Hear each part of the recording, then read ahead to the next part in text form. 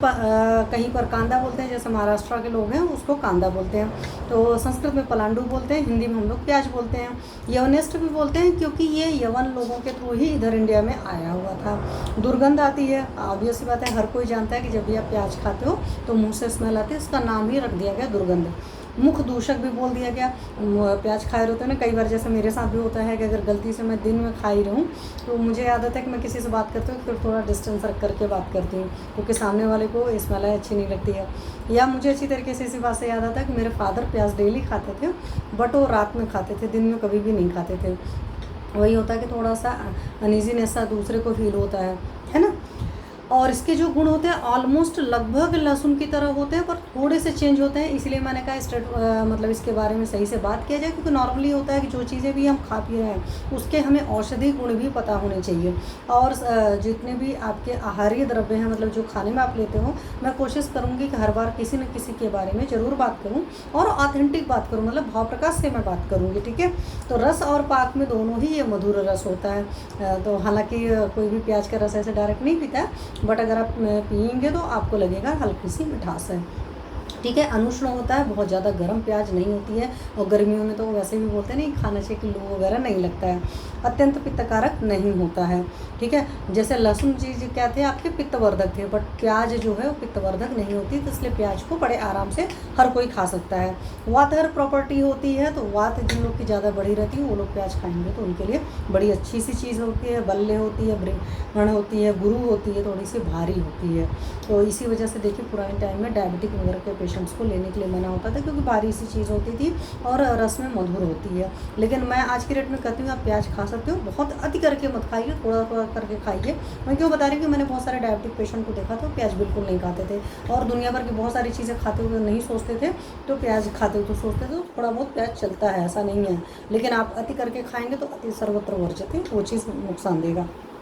औषधि के रूप में अगर आप प्याज को यूज़ करना चाहते हो, जैसे मान लो नॉर्मली भी लोगों को पता होता है कि चोट से पेट लग जाती है तो उस पर प्याज बांधते हैं, तो उन सारे केसेस में औषधि गुणों के लिए हमेशा आपको लाल प्याज का यूज़ करना चाहिए, इस बात का ख्याल रखिए। उग्रगंधी होती है, पक्का सी बात है कि अच्छी से स्मेल आती है, इससे पता चलती है। प्याज को खास करके काटते हैं तो आपको पता चलती है। इसमें कड़वा तेल होता है और साथ में गंधक होती है, जो उसकी पर्टिकुलर स्मेल होती है वो गंधक की वजह से होती है। इसमें शर्करा भी होती है, मतलब अगर आप कंटेंट वाइज देखोगे तो मेरा बताने का वही मतलब था कि डायबिटिक पेशेंट को जो है प्याज ज़्यादा मत खाइएगा। डायबिटिक पेशेंट बहुत थोड़ी प्याज खा सकते हैं, जैसे कुछ लोग की आदत होती है ना, जब खाना खानी पड़ती है तो इतनी बड़ी बड़ी प्याज डेली लेकर खाने बैठते हैं, तो इस वजह से मैं आप लोग को बता रही हूँ। अब आप सोचोगे, जैसे मैंने पिछली बार बात किया था कि लहसुन प्याज हमारे शास्त्रों में मतलब धर्म के विरुद्ध होता है, लेकिन गरुड़ पुराण की बात करूँ तो शिवानी जी राधे राधे, तो गरुड़ पुराण में पलांडु गुटिका का वर्णन आया है। ये बात आप समझ लो, गरुड़ पुराण में पलांडु गुटिका का वर्णन आया। जैसे बहुत सारे लोग इस तरीके की चीज़ों को मानते हैं तो लहसुन प्याज नहीं खाते हैं कि ये तामसिक भोजन में होता है, क्योंकि हमारे अंदर तमस को बढ़ाता है। गुरु होता है ना, तो गुरु जो चीज़ें होती है अधिकतर तमस को बढ़ाती हैं। अधिकतर मैं कर रही हूँ, बिल्कुल 100% एब्सोल्यूट वाला सिस्टम नहीं है, क्योंकि गुरु तमस गुण के लिए पृथ्वी बाहुल्य भी होना चाहिए और भी सारी चीज़ें हैं। कफ निसारक होता है, तो इसीलिए देखिए कफ वगैरह की प्रॉब्लम रहती है तो आप प्याज देते हैं।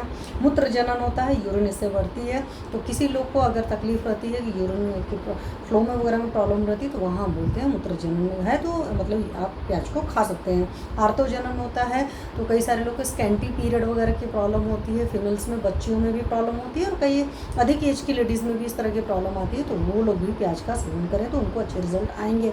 आप कोई चीज़ खा रहे हो ना, तो आप अपने दिमाग में रखो कि हाँ इस चीज़ के ये फ़ायदे हैं, तो वो चीज़ें आते हैं। अग्निवर्धक होती है, आपकी अग्नि को बढ़ाती है। गुरु होने के बावजूद ये समझो ये इसका प्रभाव है, गुरु होने के बावजूद ऐसा नहीं होता, आपकी डाइजेस्टिव फायर पर बहुत लोड करती है। अनुलोमिक है, मतलब आप प्याज उज खाते हो तो आपका पेट अच्छे से साफ़ होता रहता है। उत्तम वातहर है, तो बॉडी में कहीं भी पेन वगैरह है तो आप प्याज खा रहे हो तो आपको चिंता करने की ज़रूरत नहीं है। मतलब कि कई बार होता है ना, कुछ चीज़ें खाते हो तो दिमाग में होता है कि बढ़ जाएगी पेन वगैरह, जैसे मटर होता है, चने होते हैं, दालें होती हैं, ये सब वातवर्धक होती हैं। तो इसी वजह से देखिए हमारे शास्त्रों में था कि दाल जब भी खाते हैं तो गर्म दाल खाते हैं, उसमें घी डालकर खाते हैं कि वात पित्त का शमन हो जाएगा, है ना, और उससे वो फ्लेवर भी लगता है। तो जो हमारा बिल्कुल इंडियन तरीका था खाने पीने का, चीज़ों का, वो बहुत हेल्दी तरीका था, तो आप उस हेल्दी तरीके से खाइए पीजिए। पित्त निसारक भी होता है, तो पित्त भी नहीं बढ़ाता। मैंने पहले ही बताया था जैसे आपका लहसुन पित्त बढ़ाता था, मैंने पिछली बार सिर्फ इसी वजह से लिया था सेशन में कि गर्मी के ऋतु में बहुत ज़्यादा मत खाइए। कुलदीप जी नमस्ते जी। तो इस बात का ख्याल रखिए कि बहुत सारे लोग, क्यों मैंने लिया था पिछली बार, तो मेरा मोटिव यही था कि बहुत सारे लोग गर्मी के मौसम में भी बहुत सारा लहसुन खा रहे हैं, तो लहसुन प्लीज़ मत खाइए। लेकिन जो हमारी प्याज जी हैं वो खा सकते हो, मेजॉरिटी लोग को पता होता है, बट मैंने कहा चलो भाव प्रकाश से बात करते हैं। बच्चों में या बड़ों में दोनों में दे सकते हैं। बच्चों के केस में अगर कफ विकार हो लेकिन उसमें ज्वर नहीं हो तब देना चाहिए, अगर ज्वर रहता है तब नहीं देना है, ठीक है। और बच्चों के केस में देना है तो उसमें कच्चे प्याज के रस में मिश्रण मिला करके देना चाहिए, और बड़ों को देना है तो उस केस में पका कर देना चाहिए। मैं एकदम पूरा आपको भाव प्रकाश की ही सारी चीज़ें बता रही हूँ। क्षयज काश वगैरह जो होती है, ट्यूबरकुलोसिस वगैरह की जो खांसी होती है, आप उसमें दे सकते हो। और जिन लोग को जीर्ण शोथ होता है लंग्स वगैरह में, आप वहाँ पर दे सकते हो, और उसके लिए बेस्ट होता है, मीन्स लंग्स की अगर कोई डिसीज़ है तो आप वहाँ पर प्याज दे सकते हैं खाने को। पर हमेशा जब भी शुरुआत करें छोटे अमाउंट से, शुरुआत में फर्स्ट डे बहुत बड़ी प्याज मत खाइए, थोड़ा खाइए और फ़ायदे सोच कर खाइए। कुछ लोग ना नाक बोन से तोड़ करके खाते हैं, जैसे कुछ लोग को कच्ची प्याज खाना नहीं पसंद होता, सब्जी में तो खूब दबा कर ग्रेवी डालते हैं, बहुत सारे लोग की आदत होती है, लेकिन कच्चा नहीं खाते हैं। तो मैं वहाँ पर बात करूँगी, अगर आपको कच्चा खाना है तो इस तरीके से खा सकते हैं। और फ्राइड प्याज जो होती है तो अधिकतर आप देखो एसिडिटी कॉज करती है, इसलिए जितनी चीज़ें होती है तो कच्चे में खाइए, थोड़ा खाइए। बाजीकरण के रूप में होती है, मतलब हमारे अंदर जा करके पावर को बढ़ाती है, वाइटलिटी को बढ़ाती है। लेकिन बाजीकरण पर्पज़ के लिए अगर आप इसको यूज़ कर रहे हैं तो इसका रस खाएँ रल लेंगे। इसलिए कई बार अपनी ईडी वगैरह के पेशेंट्स को मैं बोलती हूँ कि ठीक है डेली प्याज खाओ, लेकिन सही तरीका ये है कि प्याज का रस निकालना, उसमें मधु और घृत डाल करके खाना है। अब मधु और घृत का हमारे आयुर्वेद का सिंपल सा कंसेप्ट है, अगर इक्वल अमाउंट में डालते हो तो विष हो जाता है। तो हमेशा से ये बात है कि दोनों में कुछ ना कुछ फ़र्क रखिए, चाहे मधु दुगना कर दीजिए चाहे घृत दुगना कर दीजिए, दोनों की मात्रा फ़र्क होनी चाहिए। इक्वल मात्रा में मधु और घृत का सेवन नहीं करते और गर्म करके नहीं सेवन करते हैं, इस बात का ख्याल रखना है। तो हमें शास्त्र की छोटी छोटी चीज़ों का भी बहुत ज़्यादा ख्याल रखना है। अर्श के पेशेंट जो होते हैं, पाइल्स के पेशेंट के, उनके मस्सों पर भी इसको बांधते हैं और उसको ओरल भी खाने के लिए देते हैं। तो ओरल के केस में आप इसका रस ले लीजिए, उसमें मिश्री डाल करके सेवन करा सकते हैं, और या घी जीरा डाल करके भी सेवन करा सकते हैं। घी जीरे की जब कभी भी बात आती है तो आप ये समझिए हमेशा भुना जीरा यूज़ करना होता है, डायरेक्ट ऐसे जीरा नहीं डालने होता है। और जब मस्सों पर बांधना होता है तो गरम गरम करके बांधते हैं, ठीक है। तो इन सारी चीज़ों के लिए तो अपने चिकित्सक के पास जाइए, मैं चूँकि बता रही हूँ सो बता दे रही हूँ, लेकिन मस्सों पर बांधने का कार्यक्रम आप अपने आप से मत करिएगा, ठीक है। और मसूड़े की सूजन वगैरह होती है, शूल वगैरह होता है, उसमें नमक के साथ में ओरली आप सेवन कर सकते हैं। तो कई बार होता है गम्स में स्वेलिंग वगैरह आ जाती है तो वहाँ पर भी खा सकते हैं। बट बहुत सारे लोग क्या होते हैं ना, प्याज को लेकर, कच्चे प्याज को लेकर उनके दिमाग में बहुत फोबिया होता है, तो वो नहीं खा पाते हैं। तो मैं उन लोग को बाउंड नहीं कर रही हूँ, क्योंकि कोई भी चीज़ ज़बरदस्ती भी जब आप करते हैं तो उसके रिजल्ट सही नहीं आते हैं। इसका जो क्वाथ बना कर देते हैं, अगर इंटेस्टाइनल ऑब्स्ट्रक्शन होता है, अंतरावरोध होता है, अर्श होता है, कामला होता है, गुद ब्रंश होता है, उन सब सारी चीज़ें, मतलब जॉन्डिस में भी इसका क्वाथ दे सकते हैं, इसका काढ़ा बना सकते हैं। मतलब आपने प्याज को उबाल दिया, उसका पानी दे रहे हो, ठीक है। कॉलरा वगैरह की कंडीशन होती है तो प्याज का रस को चूने के पानी के साथ देते हैं। अब पुराने ज़माने में लोग इस तरह की चीज़ें करते थे, सो मैं बता रही हूँ। लेकिन आप लोग की जहाँ तक है, अगर नहीं कॉन्शियस गवाही दे रही है तो उस केस में आप अपने चिकित्सक के पास जाइए, अपने मन से कुछ भी इधर उधर मत करिए। क्यों, यहाँ पर मैं आपको किसी चीज़ में डोज नहीं बता रही हूँ, क्योंकि हमारे आयुर्वेद का कंसेप्ट है पुरुषम पुरुषम विक्षम। डोज जो होता है हम पेशेंट को देख करके, उसके अग्नि बल को देख कर, उसके शारीरिक बल को देख करके डिफाइन करते हैं या डिसाइड करते हैं। अग्नि वृद्धि के लिए जो लोग खाते हैं, जिन लोग कच्चा ऐसे खाते हैं, मैं उनके लिए बता दे रही हूँ। आपके पास अच्छी क्वालिटी का सिरका हो तो सिरके में प्याज डाल करके खा सकते हैं, जैसे आप लोग खाते हैं। बट ये काम मत करिएगा कि क्या होता है, कुछ लोग यहीं पर आलस करते हैं और ढेर सारे प्याज काट करके सिरके में डुबो करके फ्रिज में रख देते हैं, जब देखो तब निकालेंगे खाएंगे। ये काम प्लीज़ मत करिएगा। जब कभी भी आपको खाना है, आप प्याज तुरंत फ्रेश काटिए, फ्रेश काटी हुई प्याज में सिरका डाल करके तब खाइए। तो उससे आपकी डाइजेस्टिव फायर भी इंक्रीज़ होती है, क्योंकि फ्रिज में कोई भी चीज़ जब रखी जाती है ना, एक तो ठंड की वजह से वैसे ही और भारी हो जाती है, मतलब पचने में बहुत टाइम लेती है। और प्याज वगैरह जैसी चीज़ तो बहुत ही, मतलब कह सकते हैं ना कि कंजूसी, हम सोचते हैं कि हम बचा रहे हैं और हमारी बॉडी को उतना ही नुकसान करती है। तो प्लीज़ इस तरह का कार्यक्रम मत करिएगा, ठीक है। तो अग्नि वृद्धि के लिए आप इस तरीके से, बहुत सिंपल सा तरीका है, ऐसे ही आप काट कर खाते हो, आपने काटा उस पर सिरका डाल करके खाइए, तो आपकी डाइजेस्टिव फायर अच्छी हो जाएगी, आपको खाने में भी टेस्ट आएगा और जो खा रहे हो वो अच्छे से पचेगा, क्योंकि डाइजेस्टिव फायर जितनी अच्छी होती है उतना बढ़िया हमारा शरीर होता है। प्लेग या एपिडेमिक वगैरह की कंडीशन जो होती थी उसमें कच्चा प्याज खाते थे या सिरके के साथ भी खाते थे। तो हालांकि आज की डेट में चीज़ नहीं होता है, बहुत पहले मुझे याद है कि 94 या 95 में एक बार प्लेग आया था, ठीक है। हिस्टीरिया वगैरह की प्रॉब्लम रहती है, या आपको पता है कि नज़ल सक्सेस होती है, मतलब नासा से रक्त स्राव होता है, तो पुराने टाइम में लोग प्याज का रस वगैरह डालते थे। अगर चक्कर वगैरह आने की तकलीफ है तो उस केस में क्या करते हैं, प्याज के रस को सूंघते हैं। ठीक है। इसी तरह के ईयर में कोई प्रॉब्लम रहती है, पेन वगैरह रहता है, तो वहाँ पर भी यूज़ करते हैं। बट आज की डेट्स में मैं इसलिए नहीं बोलूँगी, मान लो अंदर कोई एब्सेस वगैरह है तो वहाँ कुछ आप डालोगे तो नुकसान कर जाता है। नाइट ब्लाइंडनेस वगैरह के केस में भी इसको प्याज को यूज़ किया जाता है, बट नमक के और उसके साथ रस के साथ में लोकल एप्लीकेशन कराया जाता है, मतलब लगाया जाता है। ठीक है।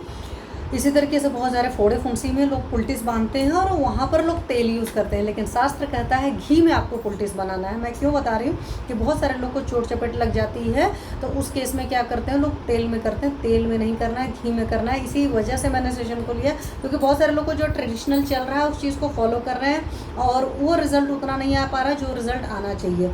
ठीक है। अगर हमारे घर में घी नहीं है तो हम उसको तेल यूज़ कर सकते हैं, बट घी में बोला है शास्त्र ने, भाव प्रकाश जी ने साफ साफ बोला है घी में भून करके यूज़ करेंगे। तो गांठ हो गया, फोड़े हो गया, कोई व्रण हो गया, उसके केस में कोई ऊंड वगैरह है, आम वात वगैरह का जो पेन वगैरह होता है वहाँ पर भी आप लोकल एप्लीकेशन करा सकते हो। कोई संधि विकार है, वो जॉइंट्स वगैरह में प्रॉब्लम है, अंतर में दाह है, कंडू है, इन सब सारी चीज़ों में क्या कर सकते हो आप, इसके रस को सरसों के तेल में डाल करके यूज़ करिए। ठीक है। तो ईचिंग वगैरह अगर हो रहा है तो प्याज के रस में सरसों का तेल डाल करके आप लगा सकते हो, बड़े आराम से करके देखिएगा, फिर मुझे बताइएगा। नॉर्मली कई बार लोगों को ईचिंग होती है, इसी बात से मुझे याद आ गया तो मैं बता देती हूँ, सरसों के तेल में नींबू डालकर लगा सकते हैं। तो कई बार क्या होता है कि नींबू का रस हमारे पास नहीं होता है, या हमारे पास नींबू नहीं होता है, तो प्याज तो एटलीस्ट पड़ी होती है, क्योंकि आलू प्याज एक ऐसी चीज़ है कि सूखा आइटम है, वो घर में पड़ा रहता है, सरसों का तेल तो पड़ा ही रहता है। तो सरसों के तेल में प्याज का रस डाल करके भी आप ईचिंग के लिए लगा सकते हैं। लगाइएगा और अपना रिजल्ट मेरे साथ शेयर करिएगा। बलराज सिंह सर, नमस्ते सर, प्रणाम सर। बिच्छू वगैरह, कीट वगैरह, कोई भी इंसेक्ट बाइट वगैरह के केस में हो जाता है, उस केस में प्याज के रस का लोकल एप्लीकेशन करा सकते हैं। अब इसी बात से मुझे याद है कि मेरी एक पेशेंट है, उनको ना कुछ भी मतलब मच्छर उच्छर भी काटता है ना, बहुत ज़्यादा ट्रबल देता है, बहुत नाजुक से स्किन है मैम की। तो ऐसे सारे लोग के लिए प्याज का रस लोकल एप्लीकेशन के लिए यूज़ कर सकते हैं। हालांकि मैं बताती हूँ कि जब कभी भी आपको मच्छर उच्छर काट लेते हैं ना, कुछ लोग को बड़ी ईचिंग होती है, मुझे खुद ही बहुत ज़्यादा होती है, मैं आपको सच बताऊँ। तो मच्छर उच्छर काट लेता है तो बेस्ट तरीका तो होता है पहले पानी से धो लीजिए, अगर उसके बावजूद आराम नहीं आता है तो सोप से वॉश कर लीजिए। ठीक है।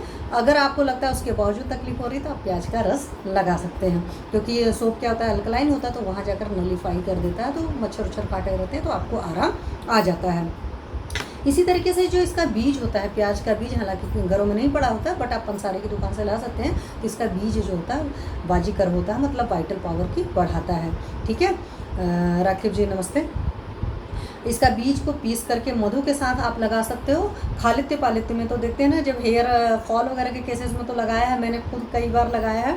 हालांकि वो बड़ा टाइम टेकिंग का काम हो जाता है, एक बार पहले पीसिए फिर लगाइए। बट अगर आपको हेयर फॉल हो रहा है उस केस में आप बहुत अच्छे से लगाइए और बहुत शानदार रिजल्ट आते हैं। बट करना पड़ता है, शुरू में अच्छे से करना पड़ता है, मतलब वीक में कम से कम 2-3-4 बार करिए। यहाँ पर मेरी फ्रेंड है कुलदीप जी, उन्होंने खुद ही भी यूज़ किया है, मैंने भी यूज़ किया। बहुत सारे लोगों ने प्याज का रस जो होता है अपने बालों में लगाया हुआ है। हाँ, जब प्याज का रस लगाते हैं तो सिर्फ आप कोशिश करिए प्लेन वाटर से वॉश करिए, शैम्पू वगैरह मत लगाइए, क्योंकि आपका कभी भी कोई चीज़ मेडिकेटेड पर्पज़ के लिए यूज़ कर रहे हो ना तो हो जाता है। और लेडीज़ को अपने बालों के लिए तो हार्डली 2 प्याज की ज़रूरत पड़ेगी, जेंट्स वगैरह 1 प्याज में हो जाएगा। तो प्याज को अच्छे से पीस लीजिए, मिक्सी में चला लीजिए थोड़ा सा पानी डाल करके, और फिर उसका रस निचोड़ लीजिए और करके बड़े आराम से लगा दीजिए और आधे घंटे तक छोड़ दीजिए। और छोड़ देने के बाद में आप वॉश कर लीजिए। तो हेयर फॉल के केस में बहुत बढ़िया रिजल्ट आता है, ये हर कोई जानता है। लेकिन मैं आपको यहाँ पर एक चीज़ और बता रही हूँ, जो ब्लेमिसेस बन जाती हैं, झाइयाँ बन जाती हैं, व्यंग बन जाते हैं, हमारे आयुर्वेद के शब्द में बोलते हैं व्यंग बनना, मीन्स नॉर्मल कलर से आपकी स्किन डिसकलरेशन सी हो जाती है। तो कई सारी वजह से होती है। जो लोग एनीमिक होते हैं उनको भी झाइयाँ हो जाती हैं ज़्यादा, जो लोग चूल्हे के सामने बहुत ज़्यादा काम करते हैं तो उनके साथ इस तरह की प्रॉब्लम हो जाता है। जिन लेडीज़ को पीरियड इशू बहुत रहते हैं उनके साथ भी इस तरह की प्रॉब्लम हो जाती है। जो लोग धूप वगैरह में बहुत ज़्यादा रहते हैं तो उनके साथ हो जाता है। स्ट्रेस वगैरह की प्रॉब्लम रहती है, उनके साथ इस तरह की प्रॉब्लम हो जाती है। बहुत सारी वजह है, तो किन्हीं भी सारी वजहों से आपका पित्त बढ़ता है, या स्ट्रेस वाले हेतु में भी मैंने देखा है। तो वहाँ पर भी, और सबसे बड़ी बात है, बहुत सस्ता इलाज है। मार्केट के दुनिया भर के लाते हो जो क्रीम वगैरह लगाते हो, तो उससे बेटर है कि आप जो है प्याज को पीस लीजिए, क्योंकि खाते तो है ही, उसका रस निकाल लीजिए और लोकल एप्लीकेशन कर लीजिए और आधे घंटे के लिए छोड़ दीजिए। और आधे घंटे छोड़ने के बाद में वॉश कर लीजिए, तो वहाँ पर भी इसका रिजल्ट अच्छा आता है। करिएगा और कर करके मुझे बताइएगा। ठीक है। हेयर फॉल में तो बहुत सारे पेशेंट्स को पहले भी मैंने बताया, लोगों ने यूज़ भी किया और अच्छे रिजल्ट आए भी हैं। आपको अपनी डाइट और अपनी लाइफस्टाइल का ख्याल रखना पड़ेगा। ये नहीं कि आपकी डाइट नहीं सही है, रात रात जाग रहे हो, कॉन्स्टिपेशन की तकलीफ है, ये सारी चीज़ें हैं, तब उसके साथ ये सब चीज़ें नहीं काम करती। मीन्स वो सारा भी चीज़ आपको ठीक करना पड़ेगा, अपना डाइट, अपना लाइफस्टाइल, जहाँ पर जो तकलीफ है उन चीज़ों को ठीक करेंगे और साथ में इन चीज़ों को लेंगे। अदरवाइज़ तो मैं बोलती हूँ कि ठीक है ये किया, अदरवाइज़ नहीं रिजल्ट आ रहा है तो आप अपने चिकित्सक के पास जाइए, आपका चिकित्सक जज करके आपको एग्जैक्ट क्या करने की ज़रूरत है वो गाइड करेगा। ठीक है। मस्से वगैरह पर जब क्या करते हैं, नमक के साथ लगाते हैं, और कहीं पर भी बर्निंग सेंसेशन हो रहा है तो बर्निंग सेंसेशन में सिरके में लगाते हैं, मतलब प्याज का रस सिरके में मिला करके आप बर्निंग सेंसेशन, जहाँ कहीं पर भी दाग वगैरह हो रहा है तो वहाँ के केस में इसको लगा सकते हैं। ठीक है। उसी तरीके से एक जंगली प्याज होती है, हमारे यहाँ बलराज सिंह सर जुड़े हैं, या और भी जो लोग आयुर्वेद के जुड़ेंगे तो उनको पता है कि हमारे यहाँ एक थायराइड फार्मूला है, उस थायराइड फार्मूला में हम लोग जंगली प्याज यूज़ करते हैं। मैंने अपने भी यूट्यूब चैनल पर वो फार्मूले को डाला है, बट आप लोग से गुजारिश है कि अपने उनसे प्लीज़ ऐसे मत कोई दवा लीजिएगा। तो वहाँ पर जंगली प्याज यूज़ होती है। तो जंगली प्याज मेजॉरिटी मेडिसिनल पर्पज़ के लिए यूज़ होती है, छोटी होती है साइज़ में, ये उष्ण होती है। हमारी ये जो प्याज थी अनुष्ण थी नॉर्मल वाली, लेकिन ये उष्ण होती है, तिक्त होती है, कार्डिक स्टिमुलेंट होती है, हृदय उत्तेजक होती है। जब भी आप देते हो तो कार्डिक स्टिमुलेंट की तरह काम करती है। उत्क्लेश होता है, वमन वगैरह, नौजिया वगैरह टाइप की फीलिंग भी इससे आती है। हृदयोदर के केस में, हृदय में कोई बीमार होती है वहाँ भी यूज़ करते हैं। अगर आपकी पूरी बॉडी में शोथ वगैरह है, स्वेलिंग है तो वहाँ पर यूज़ करते हैं। एसाइटिस वगैरह मतलब जहाँ पर पेट में पानी भर जाता है वहाँ यूज़ करते हैं। और क्रॉनिक कफ की कोई भी बीमारियाँ होती हैं वहाँ पर भी जंगली प्याज को यूज़ किया जाता है।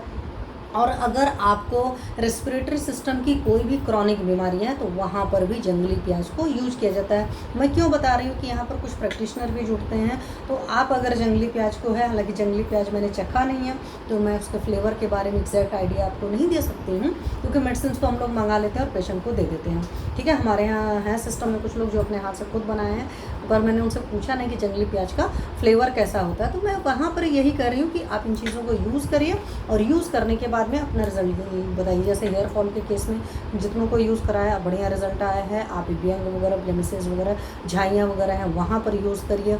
अगर आपको अपने डाइजेस्टिव फायर को लगता है, और मेजॉरिटी लोग का रहता है, तो आप सिरके में डालकर खाइएगा। शर्त यही है प्लीज़ थोड़े से शुरू करिएगा, ज़्यादा एक साथ नहीं खाइएगा। मैंने क्यों बात किया कि हर इंसान के प्याज खाता है और बहुत सारे लोग को पता होता है प्याज खाना चाहिए, तो जो लोग को भी पसंद है वो खाएंगे। ठीक है। जिनको नहीं है बहुत नाकों से कोड़ करके नहीं खाना है, क्योंकि नाकों से कोड़ करके अगर हम खाते हैं, बहुत ज़्यादा चिक चिक करके अपने दिमाग में स्ट्रेस लेकर खाते हैं, तो उन चीज़ों के रिजल्ट नहीं आते हैं। इस बात को हमेशा याद रखिए। ठीक है। तो ये तो बात हो गई